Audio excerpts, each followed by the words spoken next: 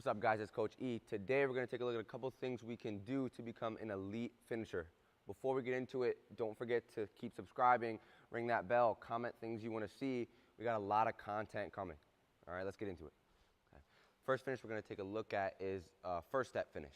So obviously this is effective for one reason, just because of timing. So if I take my dribble and then I take 1, 2, it takes longer to get up into my finish. Not to mention most bigs time that footwork. They time our 2 steps. So if I can take a dribble and just get up quick off the first step, a lot of times I throw that big's timing off on the shot block.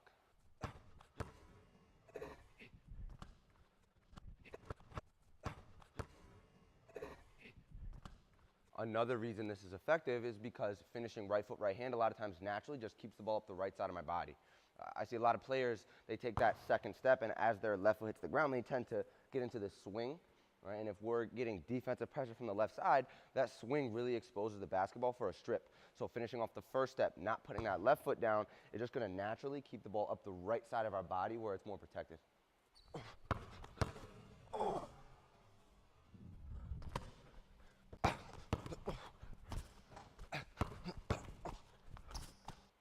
The second finish we're going to talk about is a high pickup. We're going to really focus on what we do with the basketball before we go into our finish. Right, so a lot of times players can get by their primary defender no problem and then struggle being able to read that help. So we're going to talk about what we can do to be effective finishing around and through the help defense that steps up when you beat your man. All right, so we're going to say I beat my man going right. I can feel that defender, my primary defender, on the left side of my body on that left hip, and now I'm worried about probably help coming from the corner.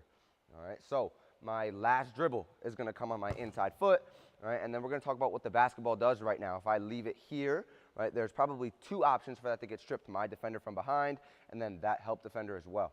Okay, so as soon as that last dribble goes down, ball should probably be on my right hip. I'm going to look to swim it over the top and get it to that left hip as fast as I can.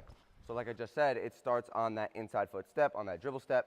Right, we have to keep the feet in mind as well. The feet are super important here. Okay, so this is not a Euro step. If I step out to the right first, right, I might be stepping right into the help. I also give that defender an angle to continue to get back in front of me. I want to keep them behind me, and I want to get through the help too.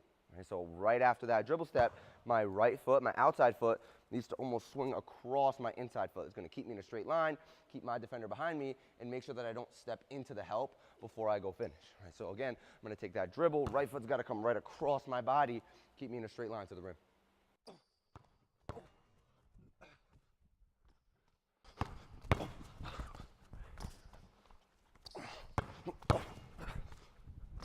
Finish we're going to talk about, and we're going to stay pretty consistent here with ball pickups, is just finding a low pickup now, right? So looking to get the basketball underneath the defender's hands, whether it's my defender or the help, okay? So players a lot of times tend to always want that dribble to come back up to their hip. They just feel comfortable with it here.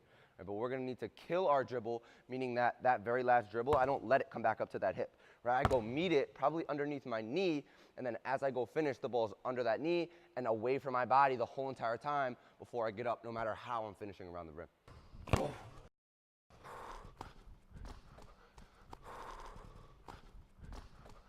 Our feet pretty much stay the same as that high pickup here, right? I want to find my dribble step, and then again, just to keep me skinny, be able to get through the help here, my right foot is going to kind of swing across my left. And then again with the basketball, right, I just killed that dribble, it's under my knees, and then as I'm pushing through, it's low and away from my body before I go get up.